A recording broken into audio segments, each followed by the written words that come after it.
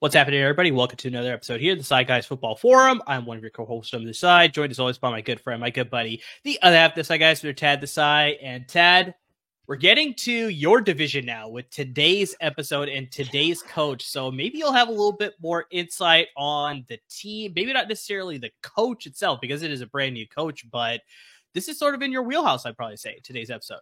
Unfortunately. And this is indicative. Good or bad, it's in your wheelhouse, yeah.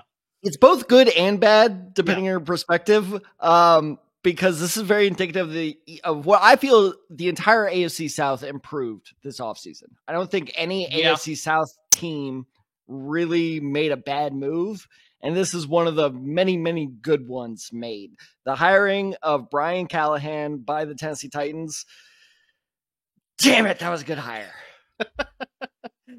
Yeah, and we'll get into all that. So yeah, as Tad alluded to, we were talking about Brian Callahan, the new head coach for the Tennessee Titans. And so we're going to dive into his coaching background, his coaching scheme, and of course, with the fantasy spin, who is going to benefit the most with this new coaching hire, and maybe some guys that you want to keep an eye on as you get ready for your fantasy football drafts, because it's going to be here sooner than you think, Tad. I mean, we're here almost at the end of June. We're probably going to get close to July, obviously. And then, yeah, that's usually when leagues start renewing and it start figuring out, the draft date, and all that stuff is going to be happening pretty soon. So this is the time where it's like, okay, start getting focused on fantasy football because, yeah, your draft will be here sooner than you think. So that's why we're here, to make sure you're prepared and you're ready to go, giving you some, little bit of look forward to possible, sleepers here and things like that. That's the whole purpose of this series. And so should be a good one. And if I was a gambling man, let me tell you, I think this actually might be my favorite. I don't know if he qualifies as a sleeper. That's going to be a conversation we have later on, but this episode may have my favorite sleeper of the entire fantasy football, preseason, so stay tuned for it, because I'm telling you, if you want to bet on it, it's something to bet on. Exactly. So yeah, we'll get to all that later. But yeah, Ted, you're speaking about betting. I mean, that's just the perfect opportunity to sort of go into our, one of our favorite sponsors that we ever had on the podcast, and that's Underdog Fantasy. I mean, they're just such a great source for all your betting needs when it comes to, getting into it with such ease of access. And it's like you can bet across a multitude of sports. I know NBA finals are over. We're crowning the Boston Celtics as the new champions of the NBA world, but we still got the Stanley Cup finals still going on. Edmonton was able to pull out a close one there to force it to go back to Edmonton now. So that should be interesting. We're obviously close to the All-Star break for the MLB season, but I mean, you can still be betting on that. I brought this up before, but we got the T20 World Cup when it comes to cricket going on right now. You got boxing, you got MMA fighting. I mean, I'm pretty sure, maybe when the Olympics roll around in July, you'll probably be able to bet on that.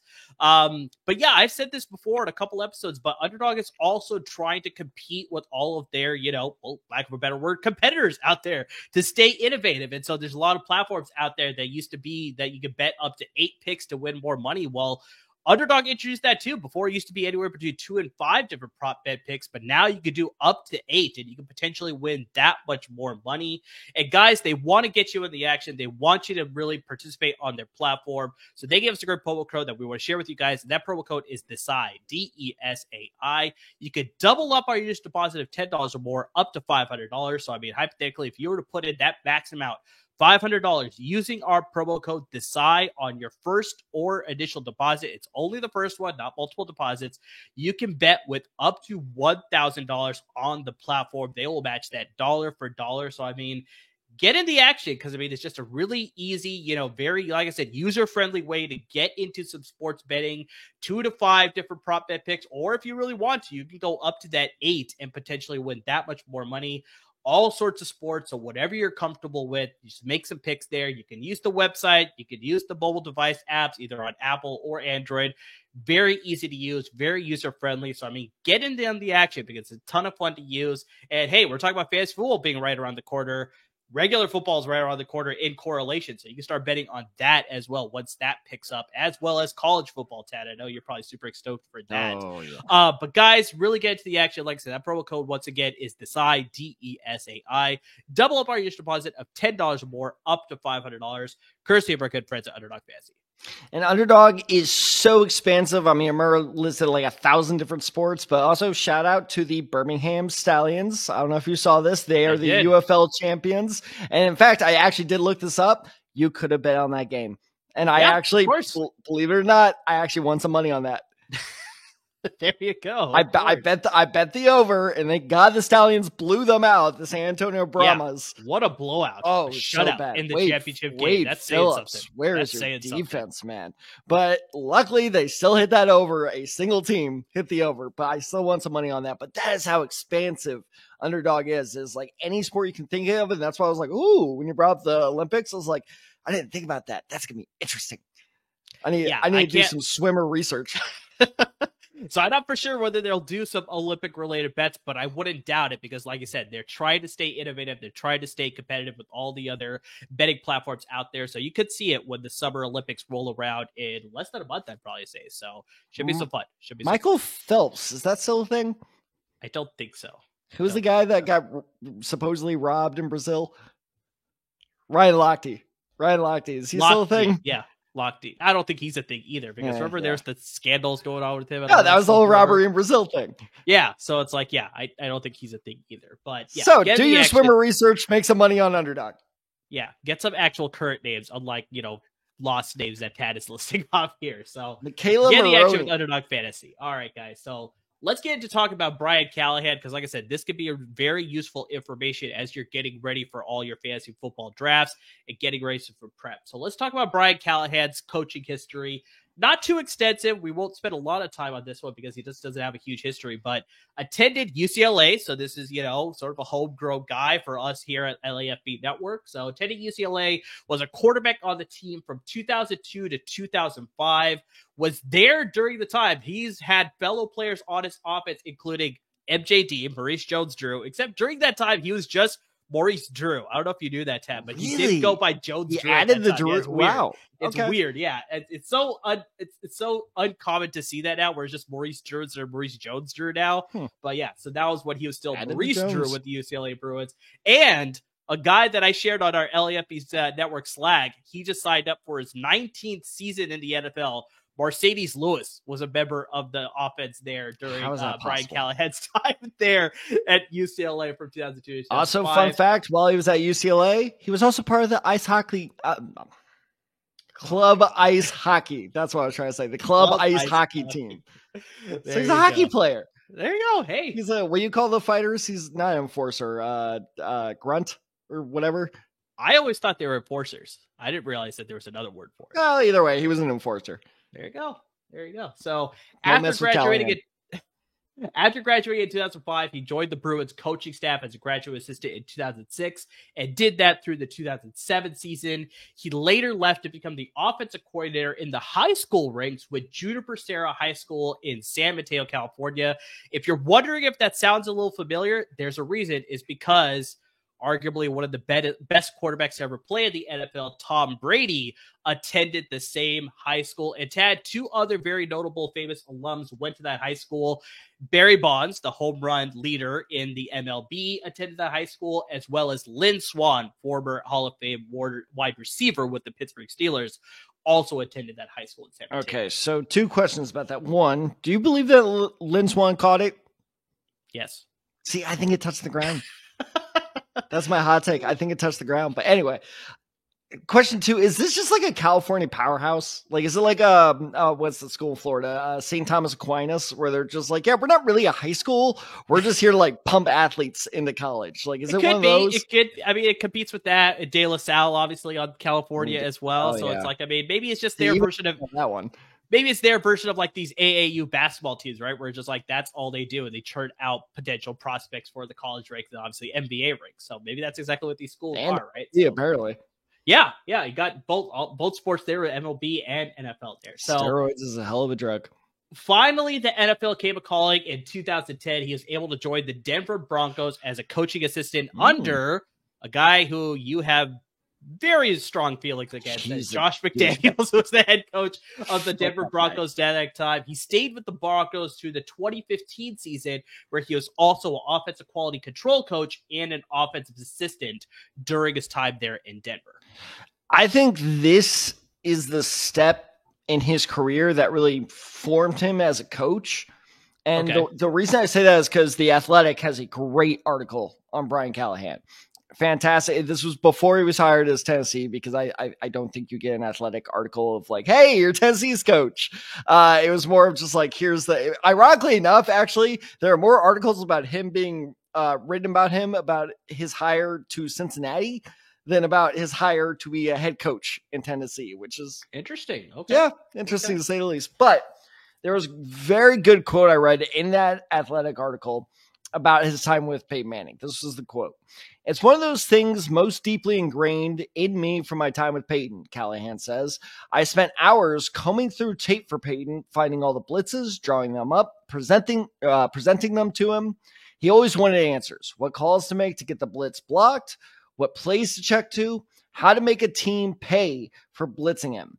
Now, I always want to give Joe Burrow, as many answers as he needs for what he might encounter." So it's basically like he's Peyton Manning, the coach of like, because that was Peyton. I feel like that's his landmark. That's what he's going to be most well known for, is Peyton Manning calling, checks at the line. He always did it. There's a great Jeff Saturday quote where they asked him, they're like, "How many of those were real?" And he was like, "Oh, half of them were bullshit."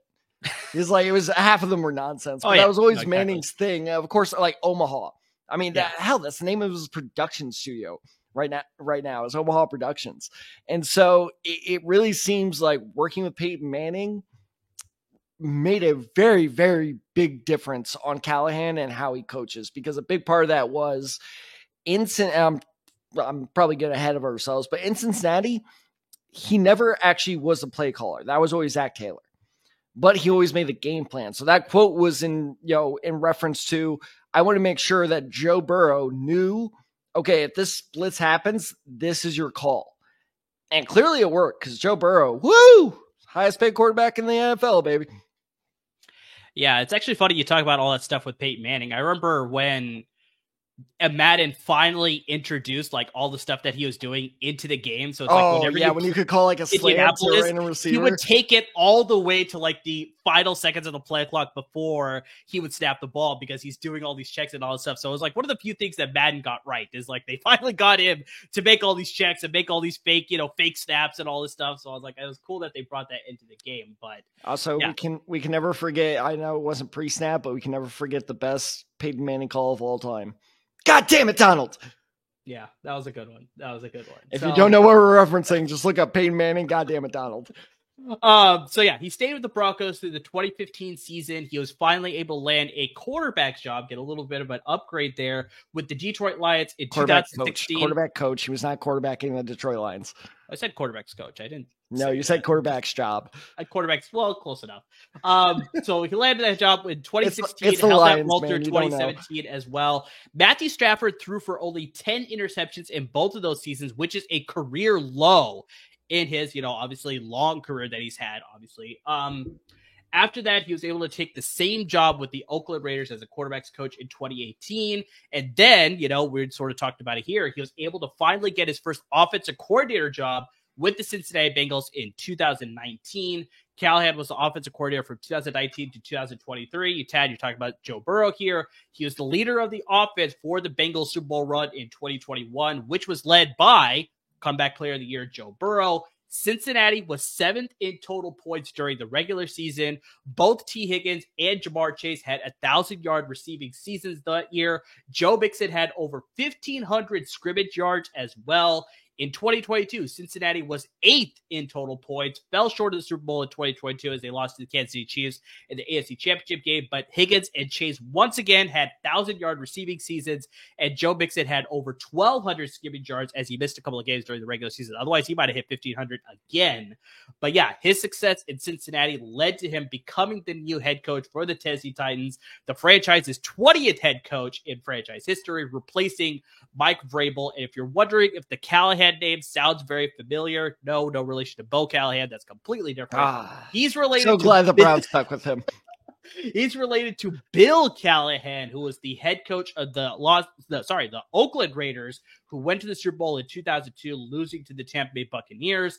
And funny enough, Bill Callahan is now a member of his son's coaching staff. He is now the offensive line coach with the Tennessee Titans. So you got that correlation there. So, I mean, yeah, I know, Tad, you may be a little bit upset that Brian Callahan is now a member of your division here, but I mean, there's a lot of optimism here surrounding him becoming the new leader of this offense, hopefully inject some life into this offense as opposed to Mike Vrabel, who was a very defensive forward coach. So 3 things. One, I'm not a little bit upset. I'm very, very upset about this hire because it's a great one, which for reasons we're just about to get into. Yeah.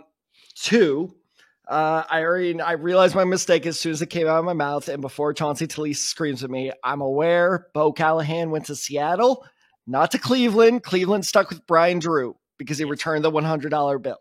Exactly. So Chauncey, relax.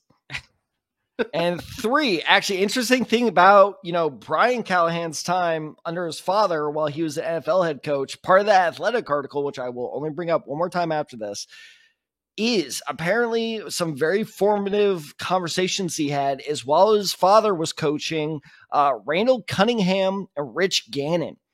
Like, apparently there were conversations where Brian Callahan, because he was a high school quarterback at the time, and as a freshman, he got to sit down with freaking Rich Gannon and have a conversation of like, oh, how does this work? Like, that's like he picked the brains of some of the best NFL quarterbacks we have seen in the last 30 years. It's especially think about the time where Bill Callahan was head coach of the Raiders. That's when Rich Gannon won MVP. So I was like, that's the perfect time to pick his brain and be like, all right, what do you teach me about being a quarterback? It's like, yeah, that's the perfect guy to get. Just imagine being that poor guy's like freshman football coach being like, yeah, this is the throw you gotta make. Oh, really? Really? Rich Gannon told me otherwise. And you're just like, yeah, I got nothing. I got nothing against that. It's very, very true. So, all right. So we talked about, the switch here of going from Mike Vrabel, a very defensive heavy coach, and, run first offense and all that. But now we're switching to Brian Callahan to be the new head coach of the Titans. So yeah, this offense is going to be a complete change. It's like, it's very reminiscent of like, the actor Mark Hamill, who we all know obviously as Luke Skywalker of Star Wars. Joker. Well, that's the other thing. It's like you got this, epitome of being like the ultimate good guy, and then the complete opposite, where it's like he plays he does the voice of the Joker in both Batman the Animated Series, the Batman Arkham series games. I mean, wherever, I know he's sort of retired the character now, but just like you got the duality of like he was one thing, but now it's the other thing, and that's exactly what this offense is going to have, that type of shift where it's like it was one thing, but now we're going to get the other side of the coin. It's going to be completely different now. See, that's where you're wrong, because that offense wasn't one thing. It was 4 things, because under Mike Vrabel's tenure, they had 4 offensive coordinators. That is true. They Alex Smith their own offense. Like, and notice how I use that as a verb for a single player, because God help Alex Smith. Like, I'm so happy that man revived his career, because your 49ers did him no justice. Oh no, believe me, they did not help him at all. 6 coordinators in 7 years. That doesn't help at exactly. all. And that was just one player we saw that screw up. The Titans fucked up, excuse my French, an entire offense for years. Not only that, they completely wasted Derrick Henry's prime. I think that's why, notice that normally when really good players like GOATs tend to, and honestly, Derrick Henry may be the greatest running back of all time. If you go see when, players like LeBron goes to Miami, people tend to freak out and be like, that's not fair, he's going to contender. Derrick Henry goes to Baltimore, everyone's like, yep, that's okay. Yep, you get your ring, buddy. And I think this is why. It's because, Tennessee offensively has been an absolute train wreck. I don't know if you ever saw this movie, But X-Men Dark Phoenix, the literal train wreck that is the end of that movie, that is the Titans offense the past 5 years. No, that's fair, but that's funny that you bring up that one constant that was Derrick Henry. So that was the one thing that you could rely on this offense. And for, he got them to an AFC title game one year too. So, I mean, like, that's still saying something. I know you said there's a lot of turnover, a lot of change there. That man made carry the team on your back the most literal example I've ever seen in my life. There's a reason they call him King Henry. So, yeah. So let's get to Callahan here. So, I mean, he was the former offensive coordinator for the Cincinnati Bengals the last handful of years. He's going to bring probably the most, schemes and like philosophy from that offense here. You obviously have to know that he was under Zach Taylor, who comes from the Sean McVay tree. So it's like you should see some similar principles instilled into this offense that we're going to see here at Tennessee. I think, we sort of already alluded to it, but it's like we're going to shift from this run first attack that we saw with Derrick Henry and Mike Vrabel in the offense that they had there. But now it is going to be a pass first. I mean, Tad, you already brought up Derrick Henry is now a member of the Baltimore Ravens. In his place, they signed Tony Pollard away from the Dallas Cowboys, and they have Tyjae Spears, who is in his second year. So, I mean, very similar running styles there, but it's like you have a reason as to, like, I remember I questioned as to why they signed Tony Pollard, but it's like going into his offensive scheme, I now understand, like, this makes a lot more sense that Tony Pollard will fit the scheme a little bit better compared to Derrick Henry would. Same thing with Tyjae Spears. And so you also look at some of the other signings that they made. They signed Calvin Ridley, poached him from the Jacksonville Jaguars, gave him a huge contract. They also signed Tyler Boyd from Brian Callahan's former team in Cincinnati. So, I mean, he should helpfully, coach up, both. That was the leadership hiring for sure. That's a leadership hiring, and to help these receivers get up to speed in this offense with, DeAndre Hopkins and obviously the newly signed Calvin Ridley. That's like, okay, this is the things that you can do. But honestly, it's like we saw a lot of 3 wide receiver sets in Cincinnati. So it's like I could probably see the same thing happening here where it's like, Tyler Boyd on the field there with Calvin Ridley and DeAndre Hopkins. That's probably lots of 3 receiver sets that we'll see here from the Tennessee offense. And you look at Cincinnati, they ranked 7th in the most passing attempts in the NFL, both in 2022 and 2023. You look at Tennessee, they in the last 2 seasons ranked 3rd and 2nd. So 3rd in 2022 and 2nd in 2023. But Tad, the catches here, fewest passing attempts with Tennessee. So in 2022, the 3rd fewest passing attempts, and then last year, the 2nd fewest passing attempts. So it's like completely the opposite of what we're going to see here. I'm not saying they're going to be in the top 10 like Cincinnati was the last 2 years, but we should see that number vastly increase. So maybe we'll see like somewhere like, the 12 or the 11s, maybe something around there. But it also wouldn't shock me if they get to the top 10 as far as passing attempts. And obviously, that's really going to depend on the sort of, transition here that we'll get from Will Levis from his rookie year to now his second year, and now having an offensive-minded head coach here. So, I mean, I'm curious to see how that will develop there. I think one of the big things that you'll see for this Titans offense is lots of shotgun formation, which is going to benefit Will Levis's playing style. We saw that a lot in Kentucky, where he's running out of the pistol formation, the shotgun formation, very little under center. So, I mean, like, this will play into the wheelhouse of Will Levis. Also see a lot of 11 personnel. So in case you don't know, 11 personnel means 1 running back and 1 tight end, depending on the number shift there. That's how many players that you have in the backfield or at the tight end position. So lots of 11. So lots of 1 back, 1 tight end formations there. Going into the shotgun formation will let the sort of, I know it sort of sounds ridiculous, but it's like when you're in shotgun, the offense flows through the quarterback. And what I mean by that is that the quarterback sort of gets the direct control as far as like, okay, I'm going to hand the ball up here. I'm like, give me an extra second to sort of scan the field. Well, that's exactly it. It's the extra second. You don't have to like put your head down for 2 seconds. All of a sudden you look up and you're like, oh shit, all this just went down, huh? And you're just like, okay. And that's what, that's funny that you bring that up, but it's like, that's what a lot of quarterbacks and lots of offensive coordinators fear. That's just like, quarterbacks that don't have that experience coming under center when they have to make a play action play, or it's like that split second where they have to turn their back to the field and all of a sudden they finally get their head out. A lot of stuff can go down that split second. Exactly. And that defense completely shifts. It's like, that's what throws them off. And so it's like, that's why, like I said, when I say something like shotgun and it's like, it flows to the offense, well, of course, the every play runs through the quarterback and then it leads to something else. But just like in this case, it really does.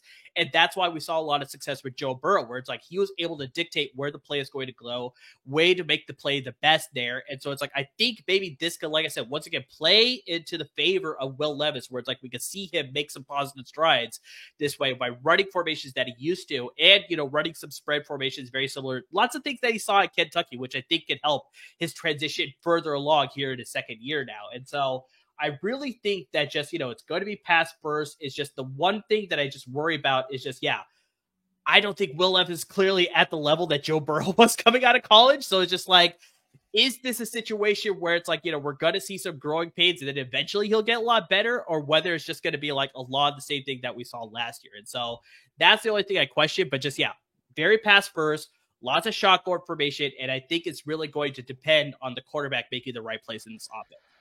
So what was that? 2 episodes ago we did, or no, it was our last episode. We did Jim Harbaugh, where, you said there were 2 constants in the world. It was some great Austin universal Powers truths. That's what it is. 2 universal truths, or some amazing Austin Powers reference, which led to a better Austin Powers reference. And the second one is that Jim Harbaugh is going to run the ball. Well, my friend, there are now 3 universal truths. Whatever the Austin Powers thing was, Jim Harbaugh is going to run the ball, and Brian Callahan's going to pass the damn ball.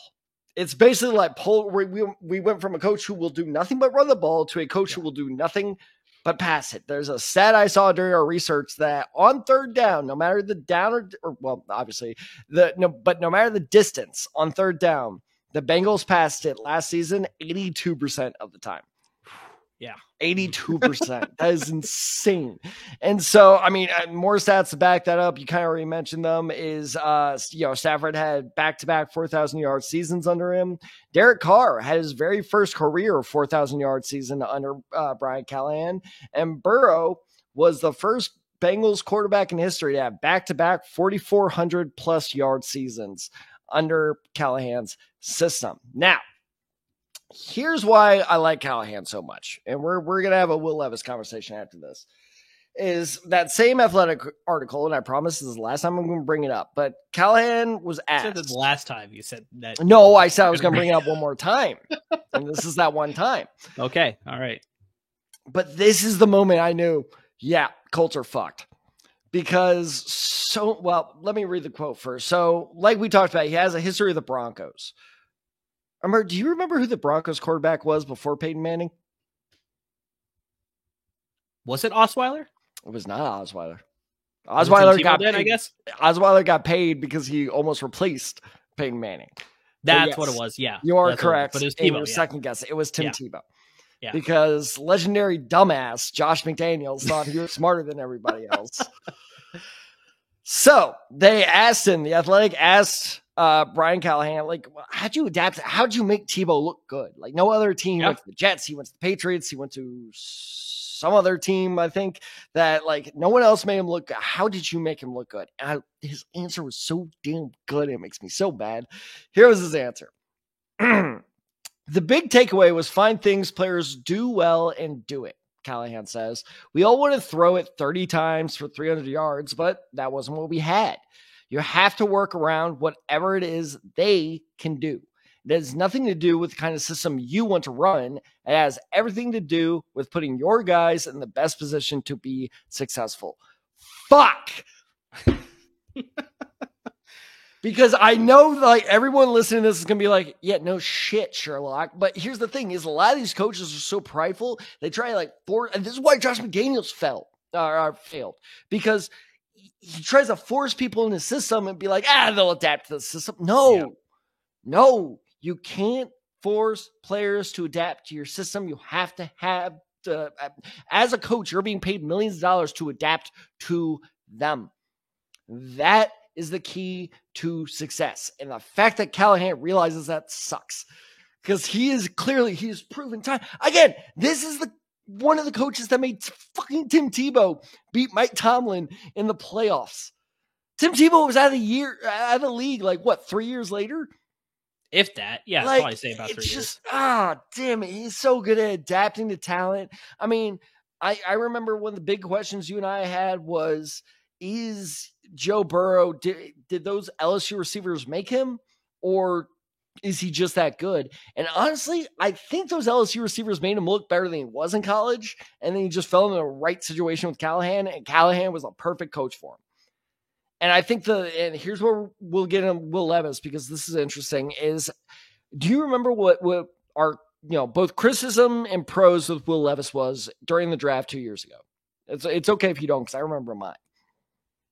I remember for the most part that it was just like, he wasn't good at scanning the field, but he had all the arm talent to sort of get the ball wherever he wanted to get it to. So that was the biggest takeaway that I had when I remember watching Will Levis tape. And this is why I'm nervous, because you are correct. That was both a very big criticism of ours, is like when the play didn't go how he thought it would go, he kind of panicked and just was like, I have a rocket arm, and threw it. But here's also another, going way back to our conversation earlier, I was like, oh, this is college Peyton Manning. Because I don't know if you remember, that dude called pre-snap audibles. And I was like, oh, fuck. Like, he knows what he's doing. Yeah. And like, that was one of the reasons, if you go back and watch our 2022, if I have that year right, NFL draft, 2023, I think, 2023 NFL draft live stream, I kept saying throughout the first round, I can't believe Will Levis isn't going here. Yeah. Because he was smart. He knew what the play should be. But the defensive coordinator shifted things up on him. That's when he fell apart. Yes. And now we're seeing it like, I shouldn't say that, but he was probably a top 3 rookie quarterback last year, despite not being a top 3 quarterback taken. And I think like that's what terrifies me. You have a very smart quarterback in Will Levis who understands everything pre-play. And then you have a very smart coach in Callahan who post-play understands like, okay, here's the call we can make to make the most of it if everything falls apart. It's the perfect marriage. And it's making me very, very nervous.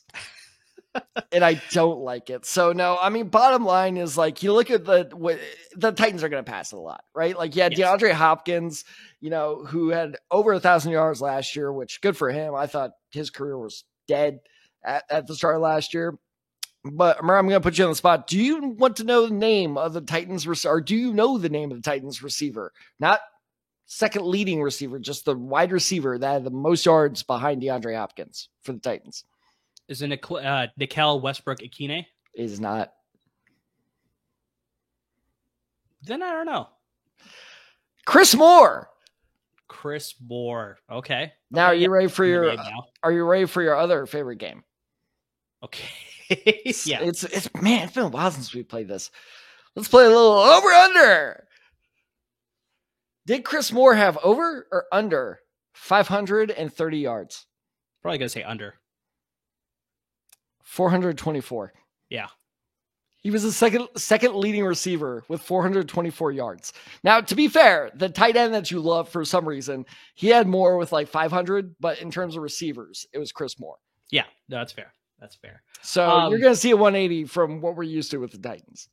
Yeah, we'll get to a little bit more about that when we get to our final section of the episode here. But just, one last thing, too, that I will say about Will Levis is that one of the other common things that we discussed when we were watching Will Levis tape is that Kentucky didn't protect him well.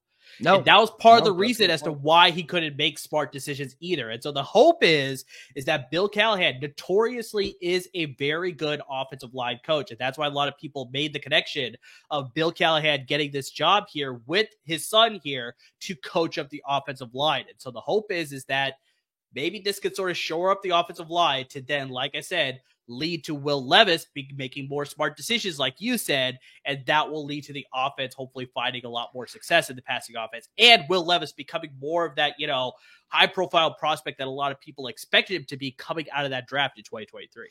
I forgot to bring up that fun fact earlier that, yes, Bill Callahan is Brian Callahan's offensive line coach. He is his son's employee, I guess. Yeah, he's his son's employee. He's under his son there. So yeah, curious how that works. What it is. It's going to be interesting, but he's also got a little bit of head coaching experience. So that's a good coaching hire to have for sure. But just, I think the biggest thing is that, after getting fired for the Raiders to then, move on to the NFL, he's had a lot of opportunities in the NFL as an offensive line coach because that is what he does well. He did that with Seattle. He was with Cleveland for a while, but now he's with his son here in Tennessee. And so, that can hopefully correlate to everything that we just sort of mentioned where it'll help Will Levis run the offense, and the offense will be a lot better, and hopefully that just lead to the Tennessee Titans being a lot more competitive. And so, real quick, yeah. Sorry to interrupt you. Yeah, because I know you're so good at transitions, so that hurt to interrupt. But you're gonna have to help me out here because I don't have the Titans depth chart up right now, which is my mistake. But the interesting thing about that hire with Bill Callahan is clearly he's a very experienced, very good head coach. Like you say, that man has coached in a Super Bowl. Only like 20 people can say that. Well, probably more, but whatever. Probably a lot more than 20, but still. I don't know if a lot. We'll do the math of that later. Well, no, it's definitely over 100, isn't it? Because we've had 50, whatever. Bottom line being is they have a very experienced offensive line coach. And here's another thing that really pisses me off. They had some real good building blocks in that offensive line. They got Peter Skronsky, the former first-round pick, who I loved coming out of 2023. Love him. Love the fact that they put him at guard. Well, I don't love it, but very good idea to put him at guard. They just drafted J.C. Latham out of Alabama. I thought it was a little early for him, but I get it. I think he'll be a solid right tackle. And then here's the part where you're going to need help me. They signed some dude out of Atlanta. He was with the Atlanta Falcons for a while. I think he's their left guard tackle. He's actually pretty solid. Trying to think. This is really bad podcasting on my part. That one I don't remember. All right, let me. You filibuster for me, but that's part of the thing that worries me is like their offensive line was definitely a weakness, but they very clearly have a game plan to make it better, and it's making me very, very worried. So, and that's where that JC transition. I'll look up the guy, and that's where that JC Latham draft pick also makes sense too, because we brought this up in our last episode with Jim Harbaugh. It's like drafting Joe Alt number 5, when a lot of people thought that they may go receiver with Malik Neighbors or Brian Thomas Jr., somebody in that direction, possibly Brock Bowers. A lot of people projected that one, but it's just like, no. His philosophy was we need to run the ball, so we need to shore up this offensive line. So that's why they went Joe Alt. Same thing here. It's like the Tennessee Titans have some good building blocks, but they really want to anchor that to make sure that they're protecting Will Levis if they're trying to shift into this pass-first style of offense. And so that's why J.C. Latham made a lot of sense there. And number 8, what a lot of people projected is like maybe somebody else should have gone at that position there, but no, that was a smarter move to go with the offensive line pick there in J.C. Latham out of Alabama to sort of anchor that offensive line and give Bill Callahan another piece to really just make sure that this offensive line can protect the quarterback and give them a lot of opportunities to pass the ball successfully. That's the biggest thing there. Okay, it might have been Brunskill I was thinking of, but the actual Brunskill's a former Niner. That's the big thing. Is that what it was? Yeah. Was I mixing up my red teams with like probably because I know that for a fact. Brunskill's a former Niner. All right, yeah, that's probably what it was. But he's a solid player, so that's he is a solid player. Yeah. I was a fan of Daniel Brunskill, so yeah, for sure. So that's a great addition there. Yeah, Falcons, Niners, neither one of you won a Super Bowl the last 10 years. Yeah, at least we've been to a Super Bowl the last 10 years. All right, touche. Both have been to the Super Bowl the last 10 years, unlike somebody's. All right, so try. Let's damn it, Anthony Richardson. So let's try to transition here to the final part of our episode. Is just how is this going to benefit as far as when it comes to fantasy football and just some players who will benefit from this new look offense of being pass first with Brian Callahan here. And so, Tad, I'll pass you the reins first here, but just like, who do you think will sort of benefit the most? And like you said, who is arguably your most favorite sleeper of this year's draft coming out of Tennessee here? So I'll be interested to hear if you agree that he's a sleeper, because it's just, I don't know where this player's ADP is going to land. Okay. But I could see him turning in, like kind of wandering a little bit into sleeper category. And that's Tony Pollard. Pollard. You were so good for a while. Then you messed it up again. It's Pollard. Tony Pollard. Damn it. Is that actually Pollard? It is actually Pollard, yes. Fuck me. God damn it. So Tony, good old Tony, signed a contract with the Tennessee Titans. So honestly, one of the more shocking free agency signings for me. Like I think none of us really saw that coming. I know my prediction was I thought he was going to be a Chicago Bear, honestly. But anyway, that doesn't matter. That's all hindsight. Now, let's talk about another running back real quick. Let's talk about Joe Mixon. Okay. So the last couple of years under Brian Callahan's system, here's how Joe Mixon, finished under Callahan's system. Half points PPR, which I believe is that the standard, or am I just being biased because that's what my league is? I think full point is the standard. Full point is the standard. Well, yeah. Better news there then. But a half point PPR is how I did these, this research. So this is how we finished. So last year, Joe Mixon finished 5th among all running backs. The year before that, 2023, 12th. That was 2022, because technically last year was 2023. In 2021, he finished 3rd. So far we have 5th, 12th, and 3rd. 2020 we'll ignore. He got hurt in week 6, never played again for the rest of the season. So that year was a wash. So we'll just skip over that, which was funny because I was looking at stats. I'm like, the hell happened that year? Yeah. And I think that was one, if memory serves, I think that was a year where it's like he could have come back, but the Bengals were so bad. They were just like, just fuck it. Exactly. No. But in 2019 or 2020, the first year under Callahan's system, 2019, he finished 13th. So to recap, 13th in 2019, 3rd in 2021, 12th in 2022, 5th last year. Here's the interesting thing. I looked up his receiving numbers throughout the years. In the last 3 years, he has had 42 catches, 60 catches, and 52 catches. Because his rushing numbers, they're good. They're solid. Don't get me wrong. But they don't jump out at you. So you're like, how the hell is he doing this?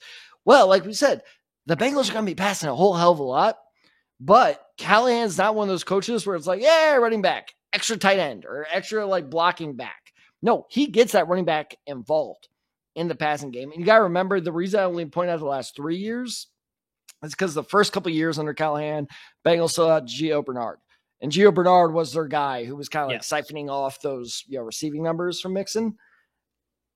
Bottom line being is, I think, and you kind of mentioned this before, Pollard's the perfect back for the system. Because he's not going to be overused. They're not going to Derrick Henry, Tony Pollard. Nope. They're not going to, overuse him. They're going to use him just as much as they need to. But in cases where it's going to be, like I said, 82% of the time on 3rd down, it's a pass under Callahan. But there's a very good chance that pass goes to the running back.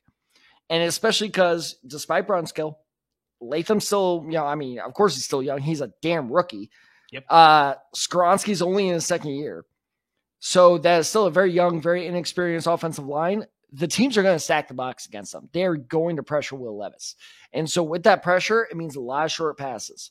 So, and we can talk about this a little bit if you want, but I think Calvin Ridley is going to really thrive in the system because it's going to be a lot of screen passes, a lot of short passes to him, and a whole lot of dump offs to Tony Pollard. So will Tony Pollard eclipse 1,000 yards? I'm not so sure. But I think Tony Pollard's good for, around 7 or 8 touchdowns and a whole hell of a lot number of receptions. Meaning that, again, this is where the ADP conversation comes into play because I just don't know. Because if people are drafting Pollard to be running back 2, he's exactly where he needs to be. But I could see him kind of dropping in those lower mid rounds, around 7 or 8 or 9. And it's like, shit. That's a pretty solid option because I think that, is he going to be running back 1? No, that shocked me. But I think he is a very solid flex player with very high-end running back 2 potential. And it's going to be fascinating to see where people kind of value him as well. Because I think that the TEN next to his name is going to scare a lot of people off.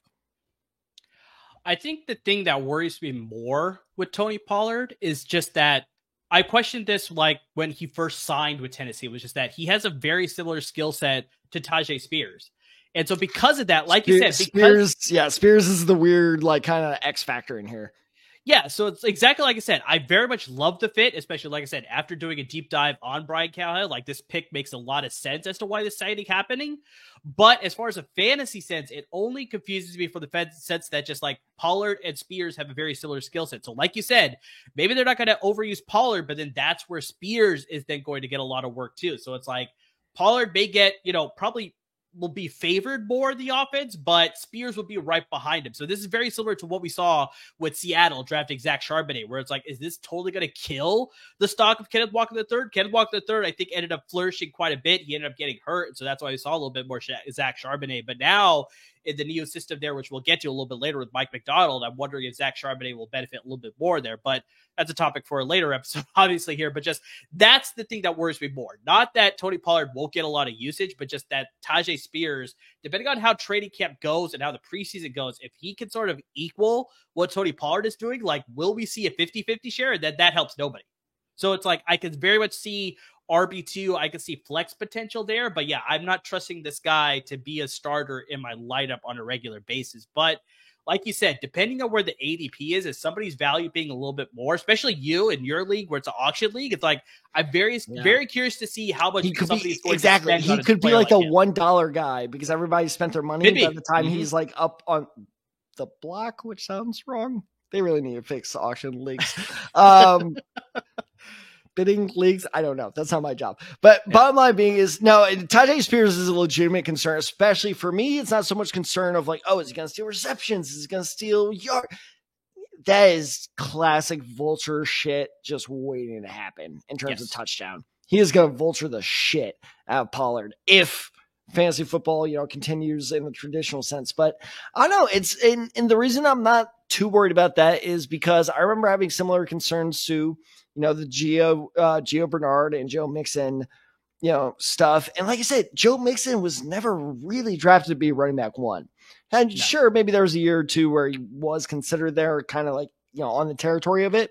But like I said, he finished almost every year of the last 4 years as a top 15 running back. So if I'm getting a top 15 back, even if he finishes 13, 12, 14 in the 7th or 8th round, I'd consider that a success.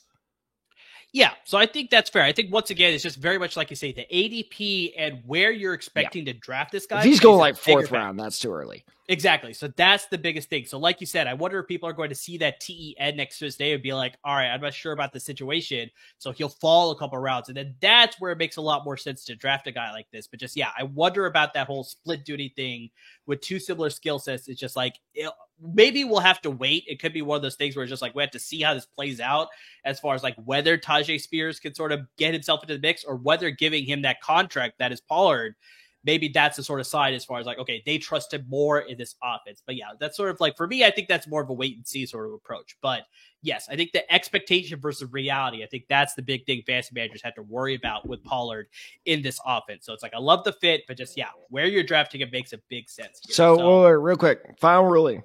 Sleeper or not a sleeper? I think for me, I'd still consider him a sleeper because, if he's able to take that role from Tyjae Spears and it's a clear cut, he's the guy, then it's like, 100% where you'll get him in the draft. That's just excellent sleeper territory where it's like, you'll underdraft him, but he'll over deliver for you, which is exactly what you want in a fantasy player. So that's what I see there. So, all right, who's your guy?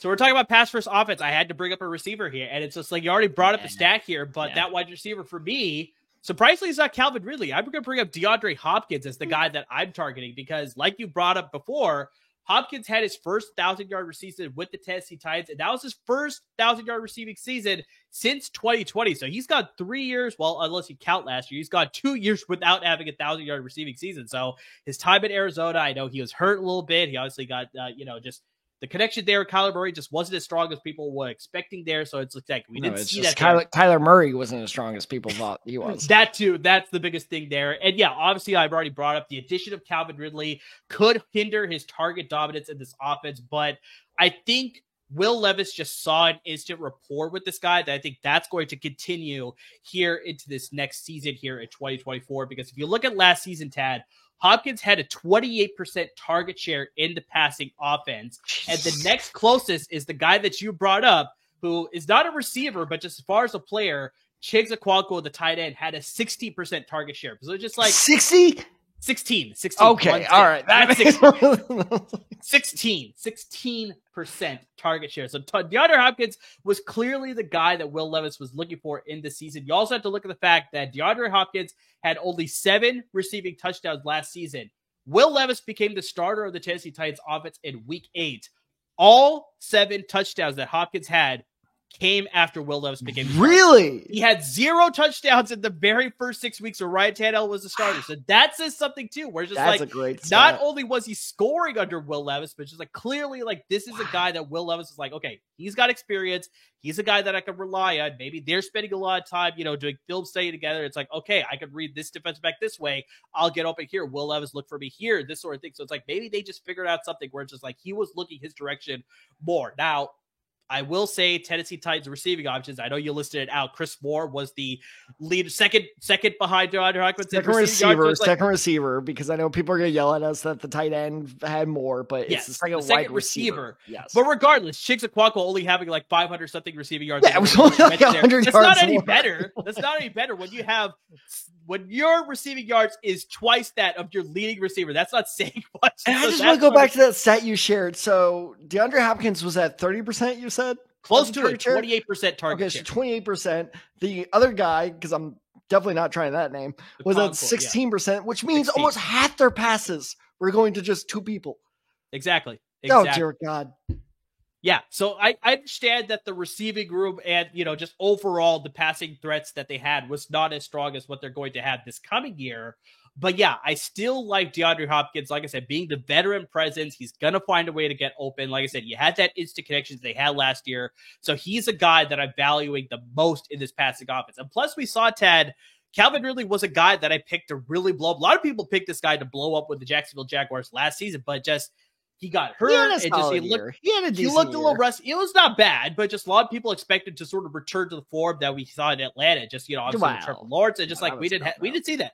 We didn't quite see that. So it's like you wonder whether it's just like, is he going to get back to that form here? Now he's going to get to a new offense. So it's like, just curious to see just how much he's going to have to adjust with the new offense here with Brian Callahan. But just that's the thing that makes me lean on Hopkins a little bit more. You also look at the fact that when Will Levis was a starter, Hopkins had an average of 7.8 targets per game without Levis, but he jumped up to 8.2 targets with Levis under center. So you saw talking targets per game. You know how to get to me, man. Exactly. So that's the big thing. So it's just like, I think the passing offense is going to be better in Tennessee. And because of that, DeAndre Hopkins is the guy that I'm targeting here. And just one last note, not about DeAndre Hopkins, but I don't know, Tad, if you saw this, but Treylon Burks is being used more in special teams. And Brian Callahan has said that's like, I like the skill set that he has for special teams. What does that tell fantasy managers? He is going to be next to irrelevant when it comes to the passing offense. Yeah. So trust your guys at Hopkins, Tyler Boyd, and Calvin Ridley. Those are the three guys that you want to target from this passing offense. But yeah, Treylon Burks, where a lot of people were sort of pegging this guy, former first-round pick, to be a potential fit. Maybe he'll see a resurgence with Brian Callahan here. No. That quote just told me that's like, nope. He doesn't fit in with the scheme. He is next to irrelevant in this passing offense. Done. Exactly. He is in that. How about this for a name? You know who that sounds familiar to? Like, hey, this guy can work in special teams. And to be fair, he's kind of carved that out for himself. Jalen Reagor. Yes. Former first-round receiver where it's like, small dude, kind of sucks, maybe went a little too early. And look, I'm wearing a TCU hat right now. And that's me saying, like, Treylon Burks is just Jalen Reagor 2.0. Like, it sucks for him, but I don't think there was, because that was the very first draft you and I were on live stream, I think. Yes. And I think you and I both were like, that's really dumb. That might have been one of the worst draft day trades of all time.